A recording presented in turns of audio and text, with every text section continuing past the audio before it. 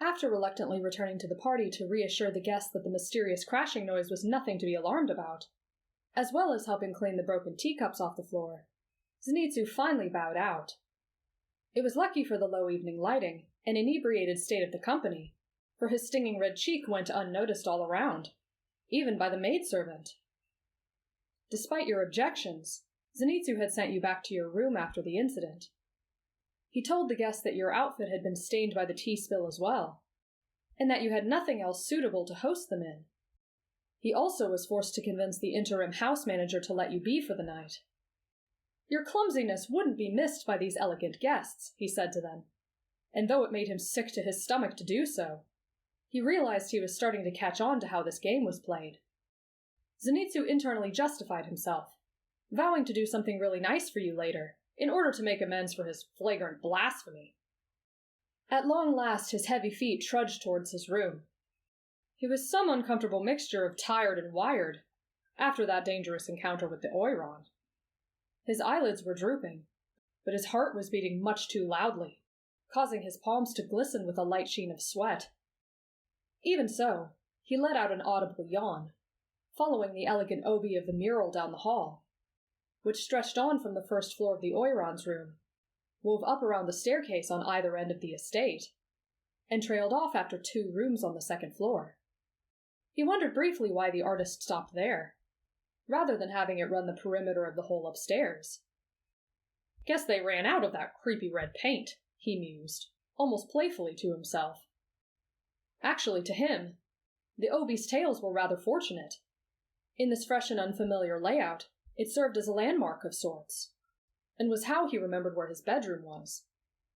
3 rooms down from the obi's tale on the left, he reaffirmed in his head, counting the identical closed doors as they passed. 1, 2, 3. His feet came to a halt, and he muscled the stubborn door open. The blonde peeked into the room in a twitchy, paranoid sort of fashion, one his friends would have laughed at him for, had he been in a less dire situation. He wasn't sure why he was feeling this way. Did he really think the Oiron was going to come finish what she started? Skulk and hunt him down in her own abode? Even for someone as anxious as Zenitsu, that scenario seemed unlikely. An upper moon would be smarter than that, wouldn't it? Lure a target to a remote location, then kill them. That's how it would keep from being discovered right away. Right? After finding no monsters prowling amidst the bedsheets, Zenitsu flopped onto his futon in a heap. I'm being ridiculous. She might not even be a demon. Her ominous sound set off his radar, yes, but generally when he was in the presence of very powerful demons, their sound rang distinctly inhuman. There was evil radiating from their very soul, and Zenitsu shivered at the memory of the sound. It was piercing, like someone screaming in pain, but coated with a thick black dissonance of malicious intent, of hunger. The Oiron didn't sound like that. She was just scary somehow. The young man lolled his head to the side, ready to get cozy, but noticed a small bottle on the nightstand. Huh? What's this? He picked it up gingerly and examined it, sparking back a memory. Oh, right! This is the Uter! Wait, what was it called again? The lotion that Traveler-chan left for me! Rotating the ruby-red vial betwixt his fingers, he noted the craftsmanship of the glass. It was intricately concave towards the neck and the base, not unlike fancy foreign bottles of liquor he'd seen on his visits to bigger cities. Oh, this was much too high-end for him. Zenitsu knew he had no business using something like this. But then, if he rejected your gift fully, it might hurt your feelings. And he couldn't have that. The budding demon slayer would use it once, he decided, just so he could tell you how much he liked it and still be genuine about it. He'd also be lying if he said he wasn't the least bit curious about the forbidden rituals of beautiful ladies. He carefully removed the stopper, also made of scarlet glass, and lifted it to his nose. Admittedly, he'd been hoping it would smell like you. But to his disappointment, the product had its own fragrance. Of course it did. It was stupid of him to expect otherwise in the first place. He placed his hand securely over the tiny opening, careful to not use too much, before flipping the bottle over and back again. He spread the few drops in his palm over his hands, noticing it was a little more like an oil or elixir than a lotion. But then he froze in place at the new sensation. It somehow felt warm, as if he were standing next to a fireplace, but only on the parts where the oil touched his hands. Incredible! He didn't even know there were magic potions that could do that. He traced his fingers over the top of his other hand. "Oh my God, my skin feels so hydrated!" he exclaimed with relish. "Why don't guys use nice things like these?" Tengen's handsome, insufferable face was called to mind. "I bet Headband Bastard does." Zenitsu scowled at the memory of all those women fawning over the Hashira, and leaving him all but ignored. Granted, he had been in full feminine disguise at the time. But still, it was wrong all the same. Zenitsu returned the bottle to a safe place where it wouldn't fall, and plopped back onto the bed. He raised his hands up to his face, letting the feminine scent comfort him. While it may not have smelled like you, the aroma still made him think of you. On top of that, it made him feel happy that you thought of him too. The softness of the pillow welcomed him, and he allowed himself to doze off for a bit. He knew he'd wake up in time to meet you, as he would easily recognize your footsteps going up to the roof, especially in the encompassing silence of everyone's slumber. He could afford a few minutes of sleep. Just a few. His body felt like it was sinking. His breathing slowed. He was almost gone. But then... A noise right outside his room had him jolting upright in an instant. It was a slithering sound, like fabric being dragged across the ground. In a flash, he was wrenching his door open, eyes wide and scanning the dark hallway. Empty. Huh.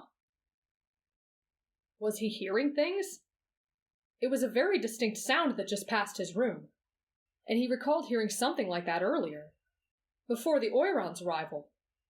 It had been just outside the meeting room. At the time, he disregarded it, assuming it to be a girl walking by with impressively silent footsteps, her formal kimono brushing across the hardwood. But just like that, this one was gone too.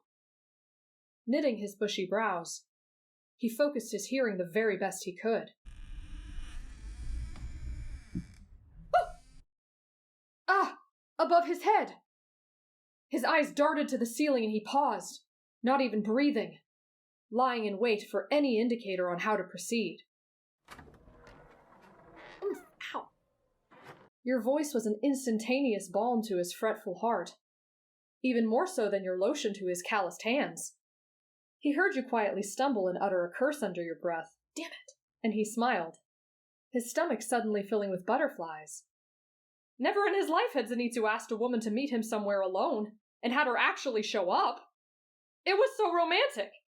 And just like that, all his fears were extinguished. There was nothing more simple than this. A lonely boy about to meet a pretty girl on the roof. Alone together. Under the stars.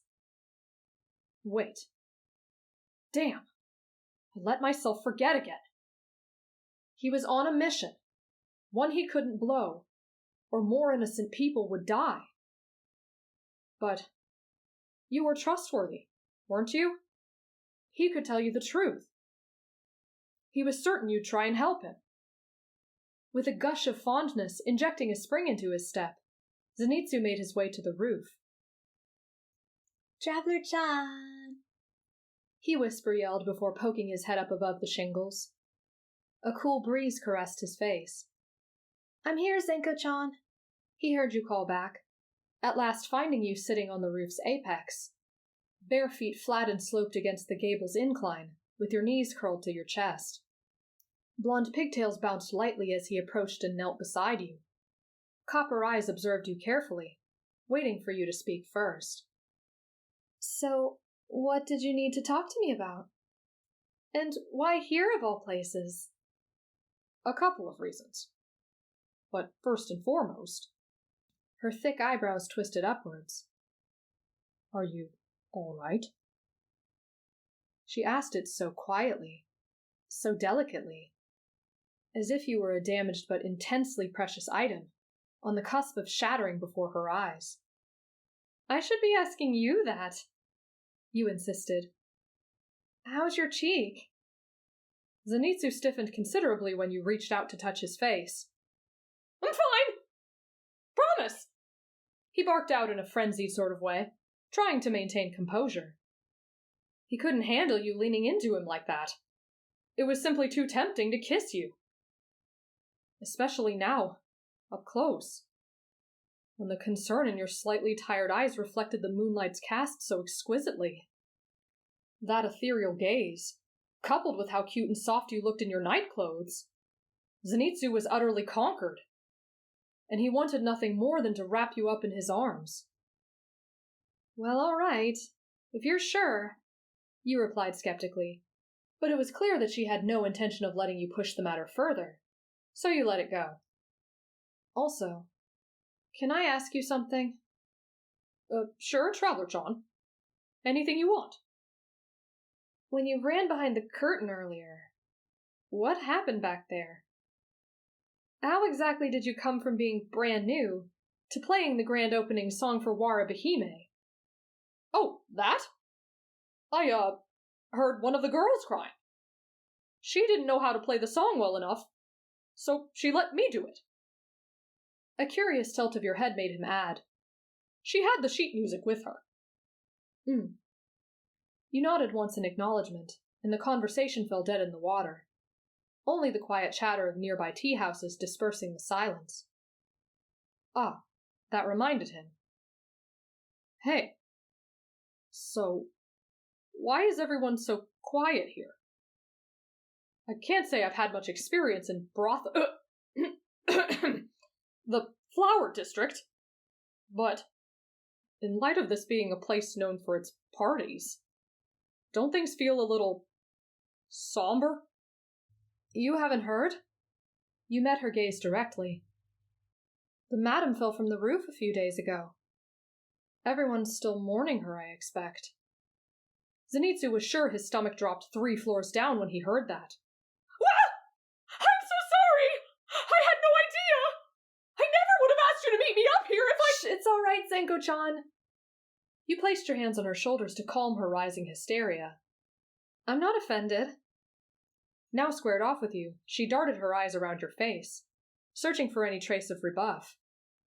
Having evidently found none, she plopped back onto her butt next to you once more. She sat a little closer than before, and you imagined that it was probably out of fear that the two of you might take a tumble as well. So, if the madam fell, what happened to the other girls? It wasn't the majestic verbal segue he had envisioned for his interrogation, but he still hoped you wouldn't find his knowledge of the missing girls suspicious. This place had a lot of gossip, after all. The other girls lost their footing, apparently. Fiddling with the shingle's edges beside your feet, your tone dropped to a more despondent one. It's been happening a lot lately. Your companion scooted even closer, a silent urge for you to continue. The Oiron's temper has been getting worse, as you've obviously seen, though nobody can really pinpoint a reason why. What doesn't make sense to me is even the girls I knew well, the ones I've known since I arrived here. They didn't say a word to me before leaving. Didn't even leave the slightest hint that they were unhappy here. Not only that, not a single one took anything with them. Zenitsu's lips parted knowingly at that. All 3 of them vanished without so much as packing a bag. Now, I'm no thief, but even I wouldn't leave this place without at least bringing something. Wouldn't you? The blonde saw you furrow your brows in baffled frustration, and his nerves began to surface. Now was his chance to tell you the truth, to finally provide some insight on what might have happened to your friends. He opened his mouth to speak, but the words caught in his throat. But why? You knowing would be better, wouldn't it? It would certainly be preferable for you to be wary than to be caught off guard in a dangerous situation, he concluded. But then, if you suddenly started looking at the Oiron differently, with a more tangible and rational fear than what the other girls held, he might be inadvertently painting a target on your back with his candor. He batted the dilemma back and forth in his head several times, causing the sober quiet to stretch on far longer than he intended. And it was now an entirely different line of thinking crept in, and Zenitsu was disgusted with himself. He hated to admit it, but the reason that bothered him just as much as putting you in mortal peril, even though it had absolutely no right to, was this one. What if she doesn't want to be around me anymore? What if she thinks I'm weird or creepy for cross-dressing like this? Even if it's for a good cause.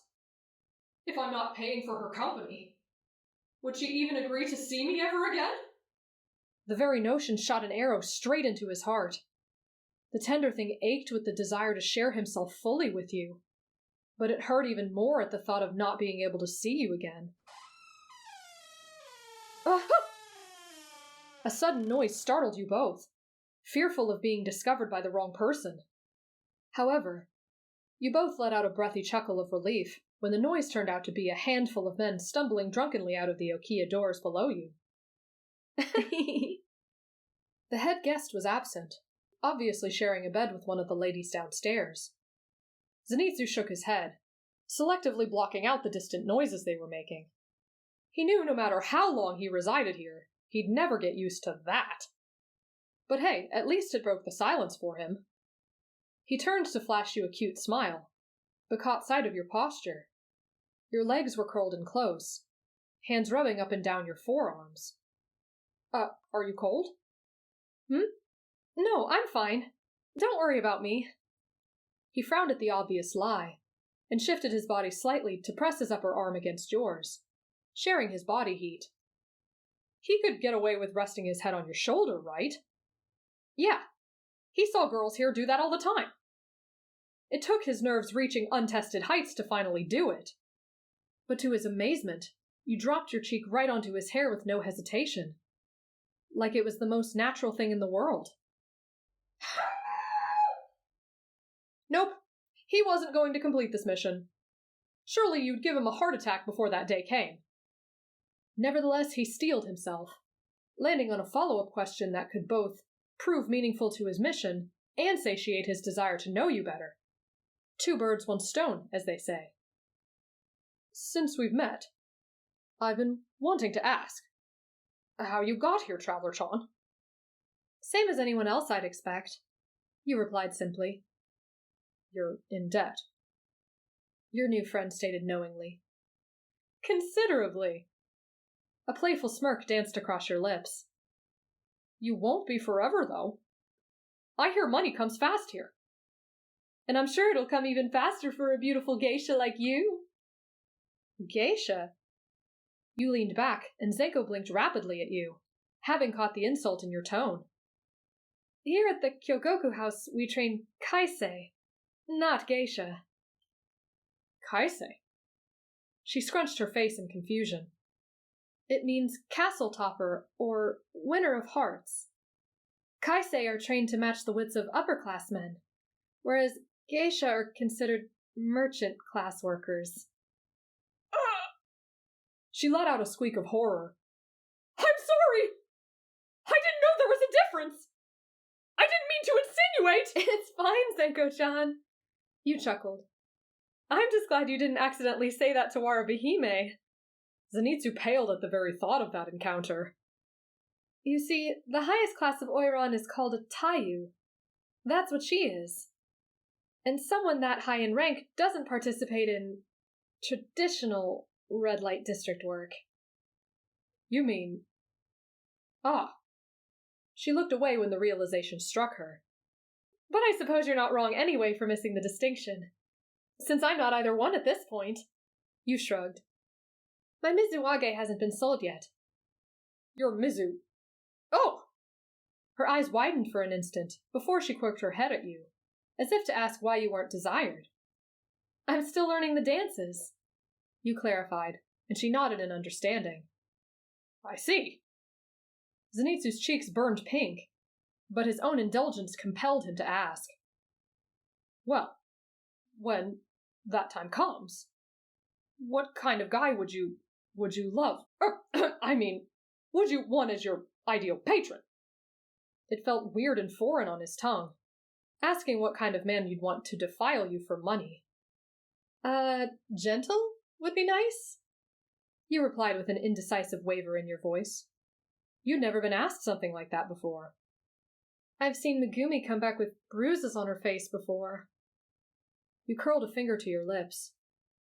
Can't say I have a particular preference as far as appearances go. There are handsome men from all walks of life, and some that are less fortunate in their looks make up for it in charm and charisma. So, I could be content with just about any man with a good heart. What if he was a coward? Or a crybaby? He was mumbling now, embarrassed about his shameless need to ask. He saw you look up at the stars, eyes glassy with thought as you pondered your answer. I've never seen one of those. It would have been best to end it there, but Zenitsu couldn't stop. He was craving your reassurance like he needed food or oxygen. He needed to know if he stood an actual chance with you. Let's say there was a demon hunter who would cry and scream and complain every time he had to fight demons. He looked away, tongue acrid with the sting of self-loathing. You probably wouldn't want anything to do with him, right? When he returned his gaze to you, he noticed you wide-eyed, gawking at him. Who on earth would be brave enough to fight demons? He was taken aback by your question. I've heard rumors about them. Demon slayers. From time to time. Spreading through the Hanamachi. I can't imagine someone who could... You trailed off, reorganizing your thoughts. I hear men all the time in tea houses, talking about the countless men they've slain in battle. Other people like you or me. Senseless violence becomes mundane after a while. But to take on a demon, an otherworldly evil that has a massive advantage, I can't imagine there's a more noble or courageous thing you could do in this world. You shook your head in awe at the imaginary man in this scenario. Why would I care if he screams and cries? That has to be the most terrifying occupation on the planet. He'd be insane not to be scared. Zenko appeared to be at a loss for words, big round eyes swimming with emotions you couldn't quite place. You sat back on your palms and rethought her question. I would just want him to be kind to me. There's so much unkindness in this world. You turned back to the blonde with a bright and vibrant smile. If he's a fraction as nice as you, Zenko-chan, I'd be the happiest girl in the world to be with him. The sound of a sniff and a whimper caused you to open your eyes, and you were shocked to see Zenko's golden orbs brimming with tears. You jumped to your knees to face her in a panic. Why are you crying? Is it something I said? You're perfect, Traveler John! I'm confused. Please help me help you through this. You reached out your hands helplessly, completely unsure how to comfort her. In response, she leapt into your arms, nearly knocking you backwards in the process. Just hold me! Okay. You patted her hair and shook your head in bewilderment as this bizarre girl bawled into your kimono. To be continued.